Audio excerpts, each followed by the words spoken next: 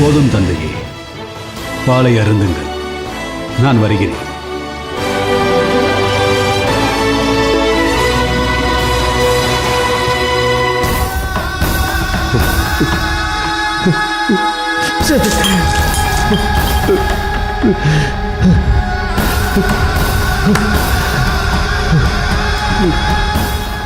வணங்குகிறேன் தந்தையே. நான் உங்கள் புத்திரன். விகர்ணன் தானே? விகர்ணா, நீதிமானாகிய நீ இந்த வேளையில் வந்ததற்கு காரணம்? தந்தையே, சூதாட்டத்தை நிறுத்த வேண்டும் என்ற நோக்கத்தோடு தான் நான் இங்கு வந்தேன். ஆனால் சூதாட்டத்தை விட பெரிய அதர்மங்கள் நிகழப்போகிறது என்பதை நான் இங்கு வந்தவுடன் தான் உணர்ந்து கொண்டேன். விகர்ணா, என்ன சொல்கிறாய்? தந்தையே, இதுவரை தாங்களும் அண்ணன் துரியோதனனும் பேசிக் கொண்டிருந்ததை நான் கேட்டேன். தந்தையே, துரியோதனனுக்கு செய்து கொடுத்த சத்தியத்தினால் ஏற்படும் விபரீதத்தை தாங்கள் அறிவீர்களா? துரியோதனன் கடும் சினம் கொண்டவன், பாண்டவர்கள் மீது வன்மம் கொண்டவன். தாங்கள் அளித்த சத்தியத்தால் நாளை சூதாட்ட அரங்கில் அதர்மம் தலைவிரித்தாடாது என்பதற்கு என்ன உத்தரவாதம் இருக்கிறது தந்தையாரே? விகர்ணா, நீ... தந்தையே, சூதாட்டத்தை உடனே நிறுத்தச் சொல்லுங்கள். பாண்டவர்களை இந்திரபிரஸ்தத்திற்கு உடனே அனுப்பிவிடுங்கள். இல்லையே இங்கே பல அனர்த்தங்கள் நிகழும். அத்தினாபுரத்திற்கு தீரா பழி வந்து சேரும். நான் வருகிறேன் தந்தையே.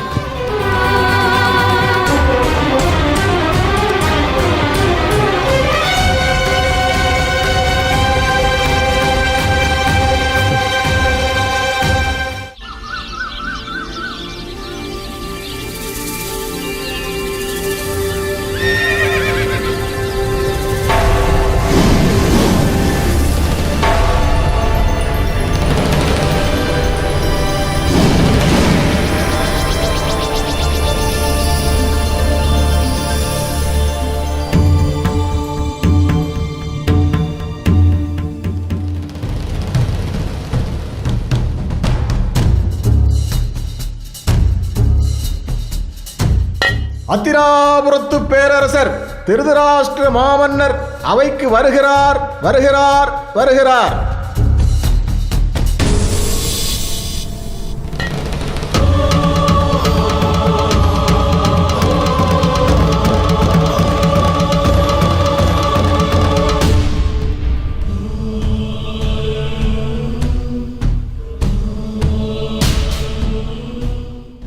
பிதாமகரையும் குலகுருக்களையும் வணங்குகிறேன். என் அழைப்பை ஏற்று அத்தினாபுரம் வந்திருக்கும் இந்திரபிரஸ்தத்தின் சக்கரவர்த்தி என் புத்திரன் தர்மனை மனமாற வாழ்த்துகிறேன். பாண்டவர்களை கௌரவிக்கவே எழில்மிகு மண்டபத்தை கட்டினோம். அதன் அழகைக் கண்டு ரசித்தார்கள் பாண்டவர்கள். அத்தினாபுர அரசு விருந்தினராக வந்திருக்கும் பாண்டவர்களுக்கு அறுசுவை அமுது படைத்தோம். சத்திரிய மரபுப்படி இப்போது இங்கே கேளிக்கை நிகழ்வுகள் நடக்க உள்ளது.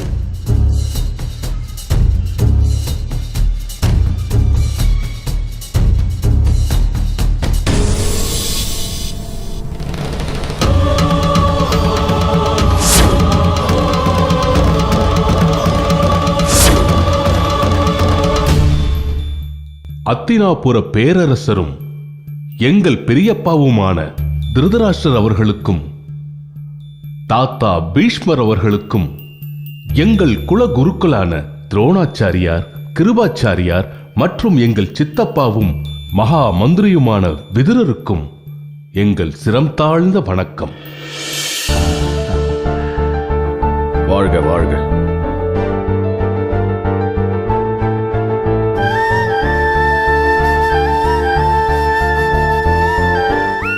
வணக்கம் சகுனி மாமா. நீடூழி வாழ்க, நீடூழி வாழ்க.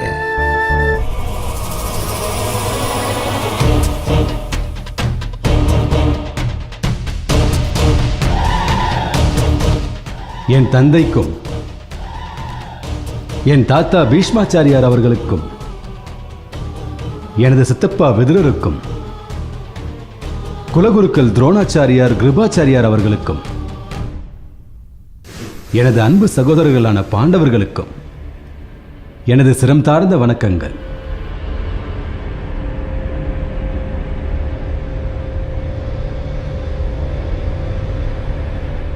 துரியோதனா, உன் அண்ணன் தர்மனிடம் ஆசி பெற்றுக்கொள்.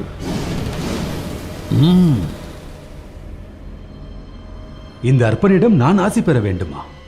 அது நடக்காது மாமா. தருமனின் வாக்கும் வாழ்த்தும் ஒருபோதும் பொய்க்காது. சத்தியத்தின் திரு உருவம் அவன். அவன் ஆசி உனக்கு அவசியம்.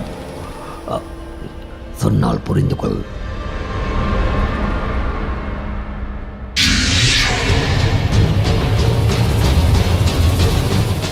அண்ணா, தாங்கள் என்னை ஆசீர்வதிக்க வேண்டும்.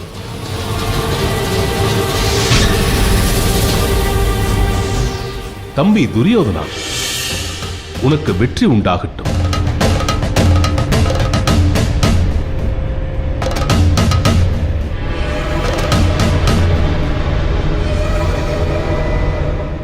பலே பலே. இந்திரபிரஸ்தத்தின் சக்கரவர்த்தி தர்மருக்கு தாராள மனதுதான். வெற்றியை துரியோதனனுக்கு வாழ்த்தாக வழங்கி இருக்கிறார். அவருடைய வாக்கு சத்தியமாகட்டும்.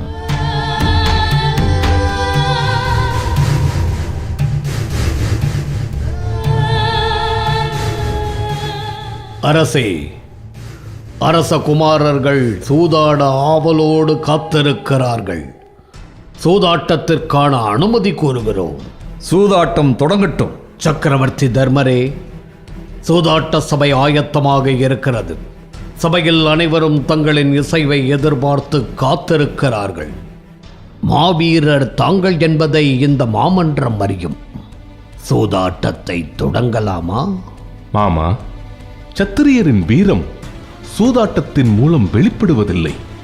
சூதாட்டத்தில் நீதியோ ஒழுக்கமோ இல்லை என்பதை இந்த உலகறியும். சூதாட்டத்தில் மோசம் செய்து வெற்றி கொண்டவனை இந்த உலகம் புகழ்வதில்லை. அதனால் அவனுக்கு கௌரவம் உண்டாவதில்லை. ஆயினும் தாங்கள் ஏனோ சூதாட்டத்தில் மிகுந்த ஆர்வத்தோடு இருக்கின்றீர்கள்.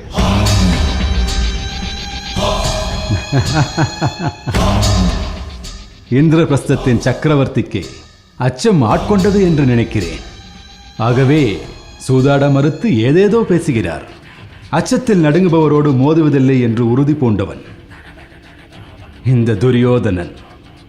சூது ஆரம்பிக்கும் முன்பே முடிந்துவிட்டது என்று எண்ணிக்கொள்கிறேன். அரசே, சபை கலையலாம்.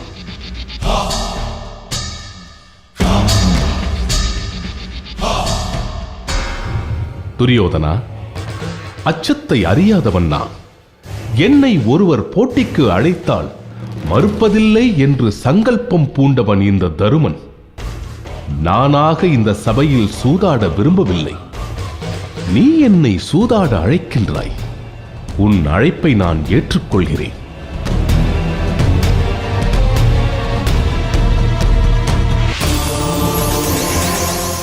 விதி கடக்க முடியாததாக இருக்கிறது. விதியின் வசத்தில் நான் இருக்கிறேன். ஆகவே சூதாட்டத்தை தொடங்கலாம்.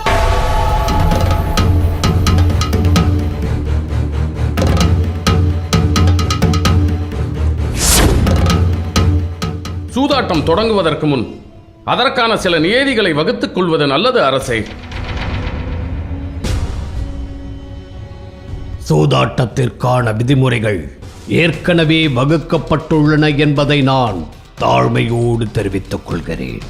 நான் குறிப்பிடுவது சூதாட்டத்திற்கான விதிமுறைகளை பற்றி அல்ல, இந்த சூதாட்ட அரங்கிற்கான ஒழுக்க நியதிகளை பற்றி.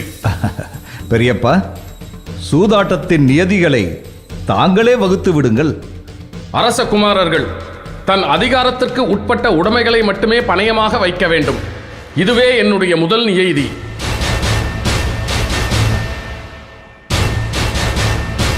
சூதாட்டம் தொடங்கிய பிறகு பொருட்களை பணயம் வைப்பதற்கு முன் எந்த நேரத்தில் வேண்டுமானாலும் போட்டியாளர்கள் ஆட்டத்தை விட்டு விலகலாம்.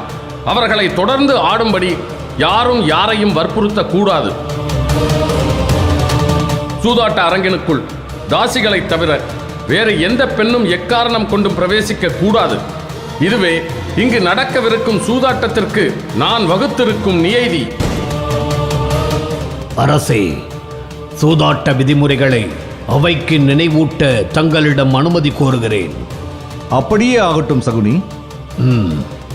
சூதாட்ட போட்டியாளர்கள் இருவரும் சமமான மதிப்புள்ள பொருட்களை பணயமாக வைக்க வேண்டும்.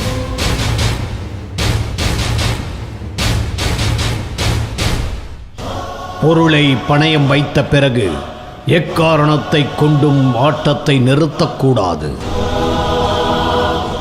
இருவரும் ஒருமுறை வெற்றி கண்ட பிறகு ஒரே முறை பகடையை உருட்டி கேட்கும் எண் கிடைத்தால் வெற்றி என அறிவிக்கப்படும். இதுவே சூதாட்ட விதிமுறைகளாகும். இதை நான் ஏற்றுக்கொள்கிறேன்.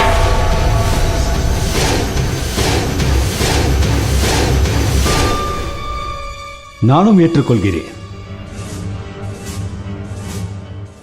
சூதாட்டம் தொடங்கலாம். அரசே, ஒரு கோரிக்கை. பணயங்களை நான் வைக்கிறேன். என் பொருட்டு சகுனிமாமா அவர்கள் பகடையை உருட்டுவார்கள். ஏன் இளவரசர் துரியோதனனுக்கு பகடை உருட்ட தெரியாதா?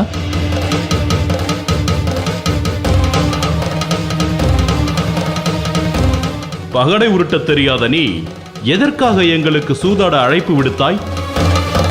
ஏன் இந்திரபிரஸ்தத்தின் சக்கரவர்த்திக்கு மாமாவோடு ஆட அச்சமா? அச்சமின்மை பற்றி இங்கே பேச்சிற்கு இடமில்லை துச்சாதனா. பகடை உருட்டவே பிரதிநிதியை நியமிக்கும் உன் அண்ணன் துரியோதனன் யுத்த களத்தில் என்ன செய்வான் என்று யோசிக்கிறேன். பீமனின் கேள்வியில் நியாயம் உள்ளது. யுத்தத்திலும் சூதிலும் பிரதிநிதிகள் நியமிக்கப்படுவதில்லை. நடந்து முடிந்த ராஜசூய யாகத்தில் அனைத்து அரசர்களையும் பணிய வைத்தது சக்கரவர்த்தி தர்மரா அல்லது அவரின் பிரதிநிதிகளான அவரது சகோதரர்களா?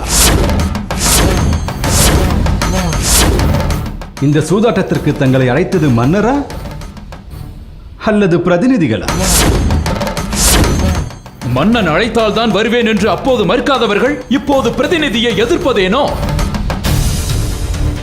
துரியோதனா, பீமா, நீங்கள் இருவரும் பேச்சை திசை திருப்புகிறீர்கள். இங்கே சூதாட்டம் நடந்தால் என் பொருட்டு எனது மாமா அவர்கள்தான் பகடையை உருட்டுவார்கள்.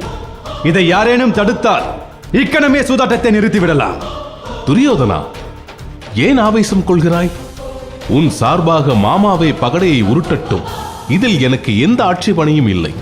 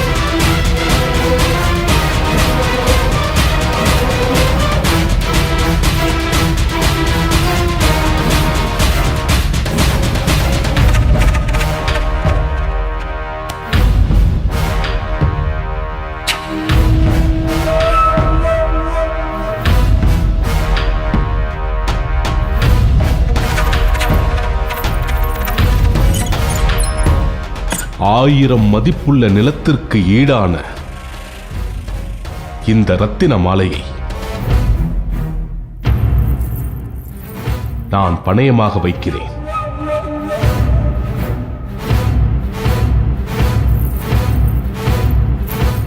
துரியோதனா, சற்று பொறு. நீ பணயம் வைக்கும் ஆபரணம் உன்னுடையதுதானா? இது என்ன கேள்வி? என் கழுத்தை அலங்கரிக்கும் தோரணம் என்னுடையதல்லாமல் வேறு எவருடையதாக இருக்க முடியும்? உன் ஆடை, ஆபரணங்கள், நீ அனுபவிக்கும் ஆசிகள் அனைத்தும் அரசர் திருதராஷ்டிரரின் உடைமைகள். நீ அதை பணயம் வைக்க உரிமை இல்லை துரியோதனா. அவமானம்! என் தந்தையின் செல்வங்களை ஆள எனக்கு உரிமை இல்லையா? அனுபவிக்கும் உரிமை உனக்கு உள்ளது, அதை பணயம் வைக்கும் உரிமை உனக்கு கிடையாது.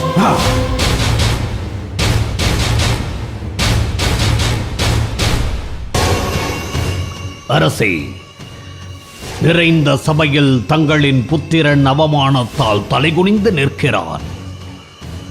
தாங்களோ அமைதி காக்கின்றீர்கள். துரியோதனன் தங்களின் வாரிசு இல்லையா? இந்த நாட்டை ஆளும் அதிகாரத்தை தாங்கள் அவனுக்கு அருளினீர்கள். ஆனால் அவன் பெருந்தன்மையோடு மறுத்தான். அதற்கு கிடைத்த பரிசுதானா இந்த அவமானம்? ஹத்தினாபுர சாம்ராஜ்யத்தை ஆளும் உரிமை படைத்தவன் என் புத்திரன் துரியோதனன். எனவே அதற்கு உட்பட்ட எப்பொருளையும் பணயம் வைக்கும் உரிமை அவனுக்கு உள்ளது. நன்றி அரசே, நன்றி.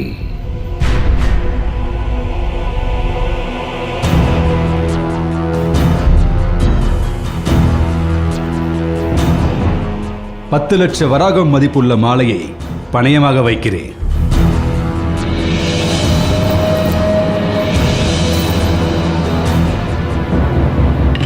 மாமா, தாங்கள் அண்ணன் துரியோதனன் சார்பாகத்தானே பகடை விளையாடுகிறீர்கள்? அப்படி என்றால் அண்ணனின் பகடை காய்களையே பயன்படுத்தலாமே.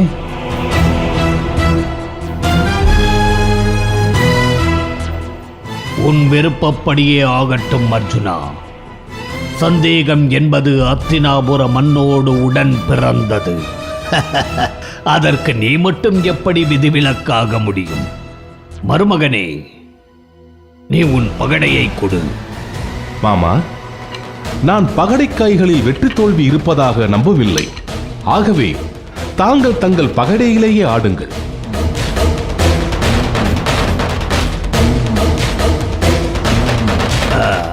வேண்டாம்.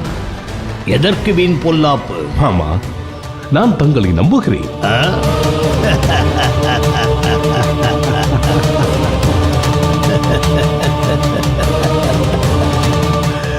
சரி, தங்களின் விருப்பப்படியே ஆடுகிறேன்.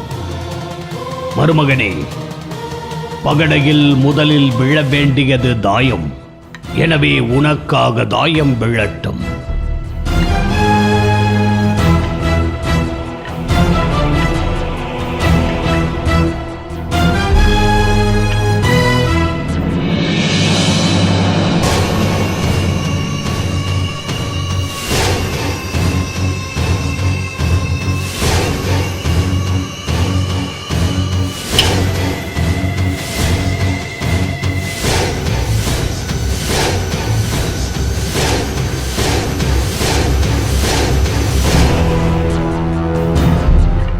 விழ வேண்டியது தாயம்.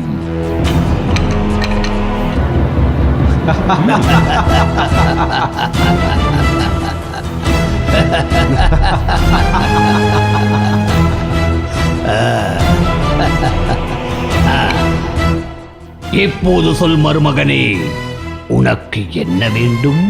பகடை 12 வேண்டும் மாமா. பகடை 12?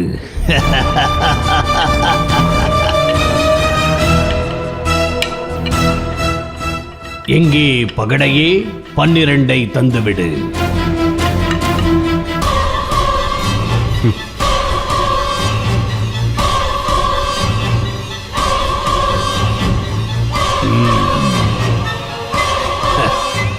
இந்திரபிரஸ்தத்தின் சக்கரவர்த்திக்கு அதிர்ஷ்டம் இருக்கிறது. அதனால் தான் துரியோதனனுக்கு எதிராக பகடைக்காய் உருள்கிறது. சக்கரவர்த்தி அவர்களே, இப்போது தாங்கள் பகடையை உருட்டலாம். நான் ஆட்டத்தை துவக்க ஒரு தாயம் விழ வேண்டும். பகடை எங்கே? ஒரு தாயம்.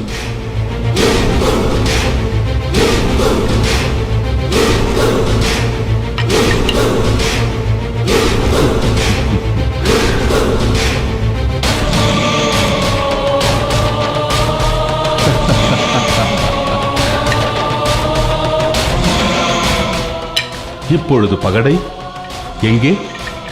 எனக்கு ஒரு 12.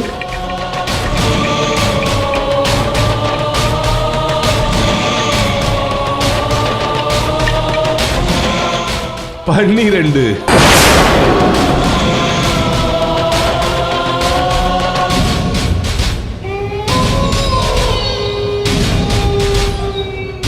பலே சக்கரவர்த்தி பலே. இன்று அதிர்ஷ்டம் உங்கள் வசம் இருக்கிறது போலும். அநேகமாக துரியோதனனின் 10 லட்சம் வராகன் மதிப்புள்ள மாலை தங்கள் கழுத்தை அலங்கரிக்கும் என்றே எண்ணுகிறேன்.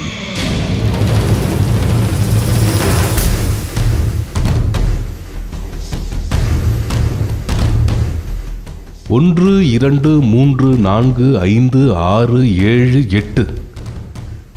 இப்பொழுது 8 விழுந்தால் இந்த சுற்றில் நானே வெற்றி பெறுவேன். இப்பொழுதே மாலையை தாங்கள் அணிந்து கொள்ளலாம் சக்கரவர்த்தி. வெற்றி உங்கள் பக்கம்தானே இருக்கிறது.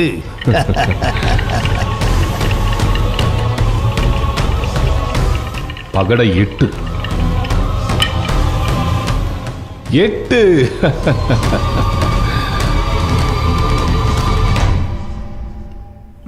சக்கரவர்த்தி அவர்களே, அற்புதம் செய்து விட்டீர்கள். போங்கள். இதோ இந்த துரியோதனனின் மாலை தங்களுக்கே.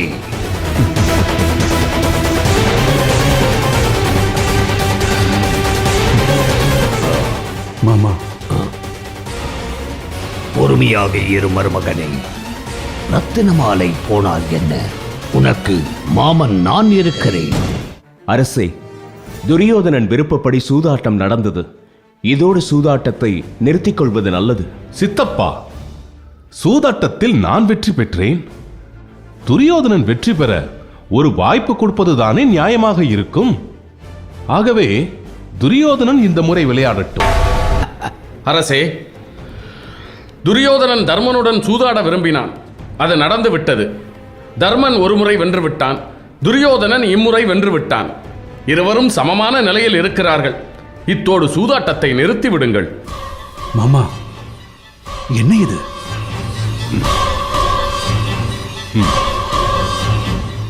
மாமா, இந்திரபிரஸ்தத்தின் சக்கரவர்த்தியை மாவீரன் என்று எண்ணிக்கொண்டிருந்தேன். ஆனால் 10,000 பசுக்களை இழந்ததையே அவரால் தாங்கிக் கொள்ள முடியவில்லையே. கோழையை போல் எழுந்தோட எத்தனிக்கிறார். துரியோதனா, உன் வார்த்தைகள் எல்லை மீறுகின்றன. போர் முடியும் முன்பு போர்க்களத்தில் இருந்து விலகுபவனை என்னவென்று சொல்வது அர்ஜுனா? அண்ணா, துரியோதனா, 10,000 பசுக்கள் எனக்கு ஒரு பொருட்டே அல்ல. ஆட்டத்தை தொடரலாம்.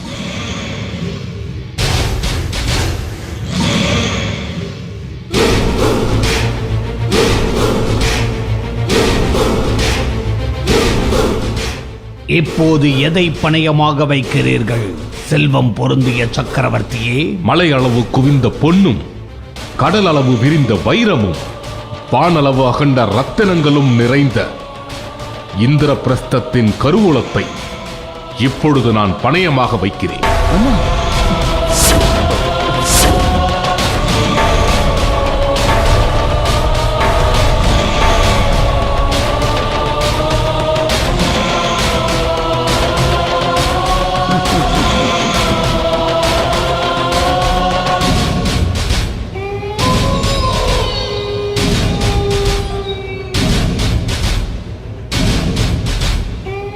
பலே, பணயம் என்றால் இதல்லவோ பணயம்.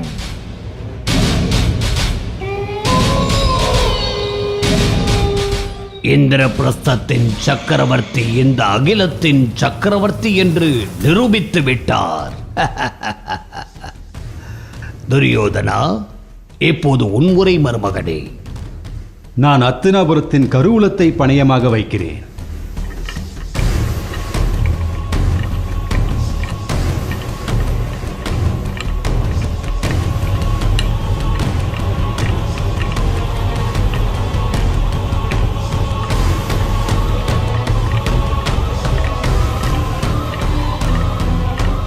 துரியோதனா, அத்தினாபுரத்தின் கருவூலம் என்பது மக்களின் வரியையும் உட்கொண்டது.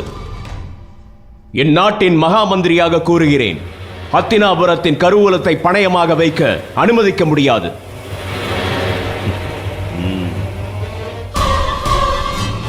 அரசே, தலையிருக்கவால் ஆடலாமா?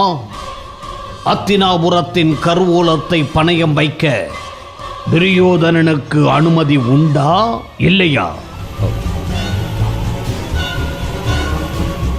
உண்டென்றால் ஆட்டத்தை தொடங்கலாம், இல்லையென்றால் இந்திரபிரஸ்தத்தின் சக்கரவர்த்தியிடம் நம் தோல்வியை ஒப்புக்கொள்ளலாம். அத்தினாபுரத்து அரசனாக நான் துரியோதனனுக்கு கருவூலத்தை பணயம் வைக்க அனுமதி அளிக்கிறேன்.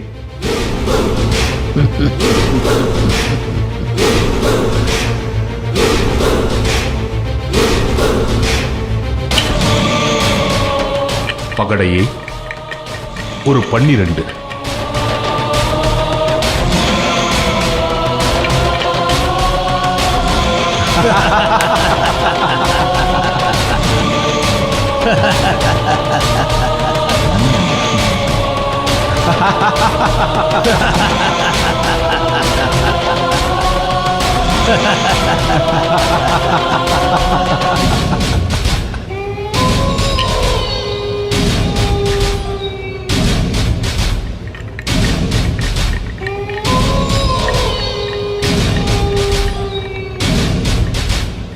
பகடையே 12 தந்துவிடு.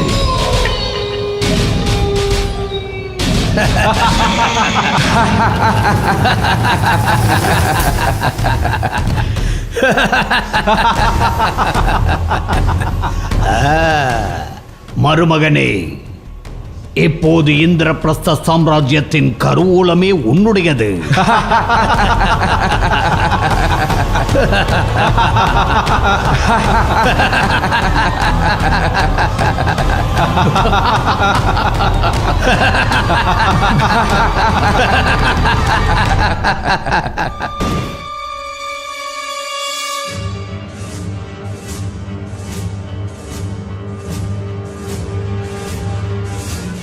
மகாராணி, மகாராணி, ஏன் இவ்வளவு அவசரமாக ஓடி வருகிறாய்?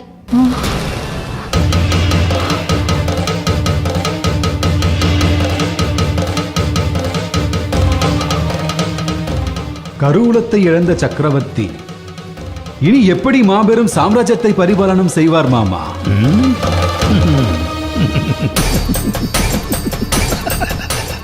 யாசகம் பெற்றுத்தான்.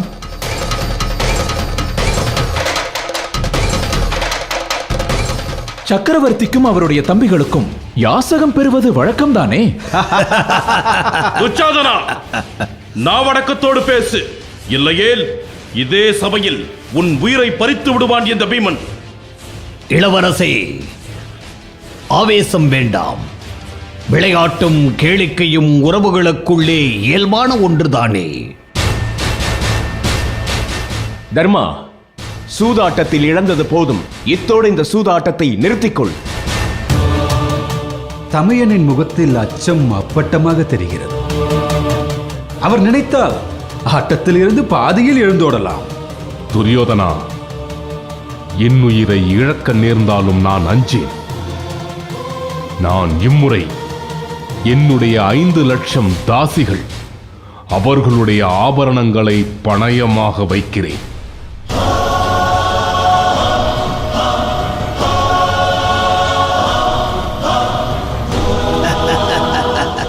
அருமை, அருமை. என் மருமகன் துரியோதனனுக்கு பணி செய்ய 5 லட்சம் என்ன, 5 கோடி தாசிகள் இருந்தாலும் போதாது.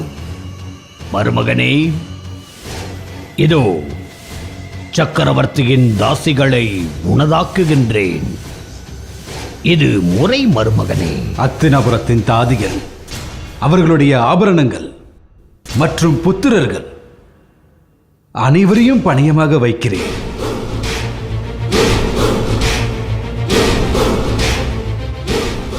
இனி கேட்கும் என் கிடைத்தால் ஒரே ஆட்டத்தில் வெற்றி உறுதிப்படும் என்பது சூதாட்ட விதிமுறை. உனக்கு என்ன வேண்டுமோ கேள் மருமகனே. மாமா, பகடை 8 வேண்டும். 8.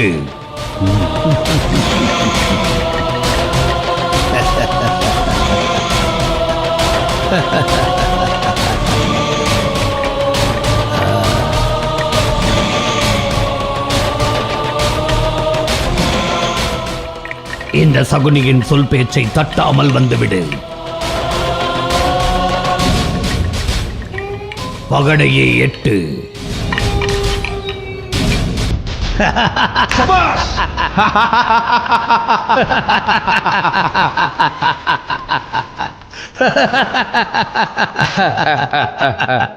தாசிகளை இழந்து நிற்கும் இந்திரபிரஸ்த சக்கரவர்த்திக்கு இனி பணி செய்வது யாரோ?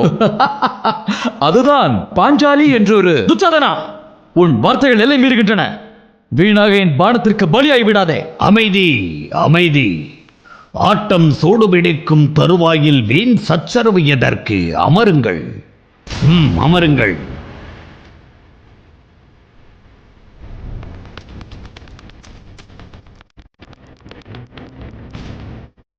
சக்கரவர்த்தி, தாங்கள் சொல்லுங்கள், எப்போது பணயமாக எதை வைக்கப் போகிறீர்கள்? என்னிடம் உள்ள தங்க முகப்பட்டம் அணிந்த 1,00,000 யானைகளை பணயத்தில் வைக்கிறேன்.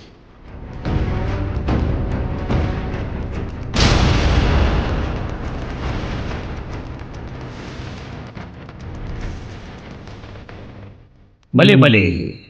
மருமகனே, உன் பணயம் என்ன? மாமா, அத்தினாபுரத்தின் யானை படைகளை பணயமாக வைக்கிறேன். இப்பொழுது கேள் மருமகனே, உனக்கு என்ன வேண்டும்? 7. நான் வெற்றி கொள்ள வேண்டுவது 7. வந்துவிடு 7. 1,00,000 யானைகளை வென்றுவிடு 7.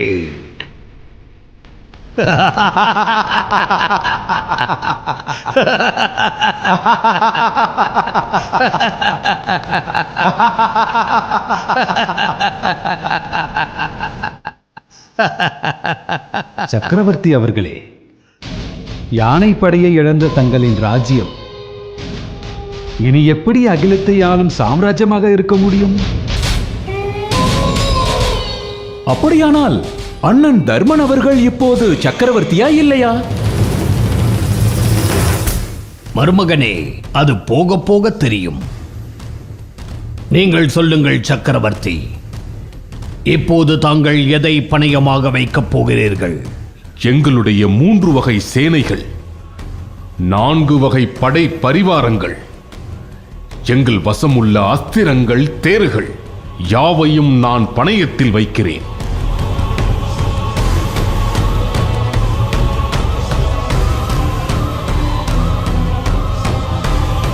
நான் அத்தினாபுரத்தின் படை பரிவாரங்கள் அனைத்தையும் பணயமாக வைக்கிறேன். அற்புதம். உனக்கு என்ன வேண்டும் கேள்.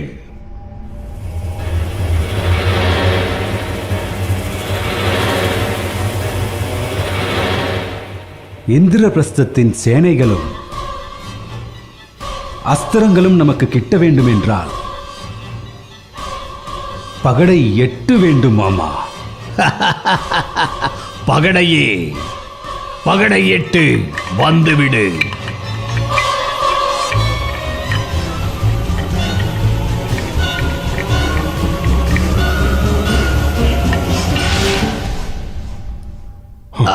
விழுந்தது 8.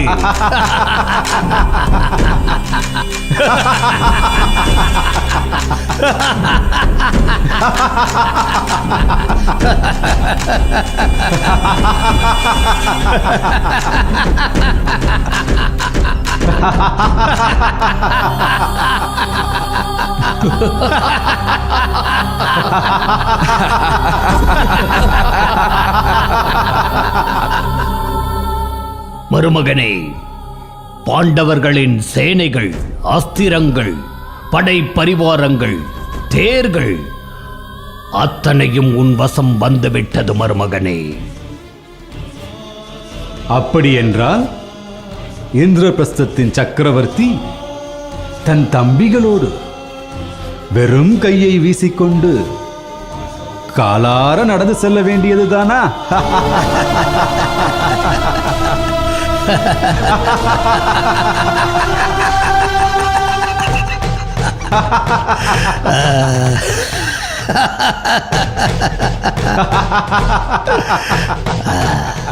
அப்படித்தான் இருக்கும். தாங்கள் சொல்லுங்கள் சக்கரவர்த்தியே, இனியும் தாங்கள் பணயம் வைக்க ஏதாவது மிச்சம் இருக்கிறதா? நான் அளவற்ற செல்வம் படைத்தவன். அது எண்ணி மாளாது. என்னிடம் உள்ள செல்வங்களை பட்டியலிடுகிறேன், கேளுங்கள். தேவர்கள் அருளிய ஆயுதங்கள் 10,000, கந்தர்கள் அருளிய பிரியூத பட்டாடைகள் 10 லட்சம், நெய்தல் நில மன்னர்கள் வழங்கிய வலம்புரி சங்குகள் 10 லட்சம் கோடி, தேவ கன்னிகைகள் நல்கிய பொற்றாமரைகள் 1000 கோடி. அவை அனைத்தையும் பணயமாக வைக்கிறேன்.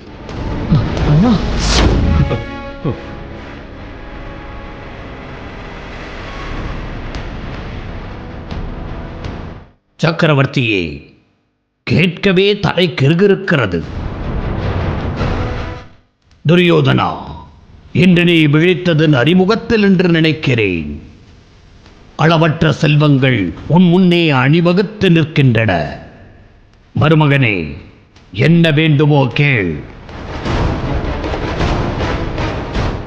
தமையன் குறிப்பிட்ட செல்வங்கள் யாவும் என் வசமாக வேண்டும் மாமா. அப்படியானால் உனக்கு 10 வேண்டும். வந்துவிடு 10.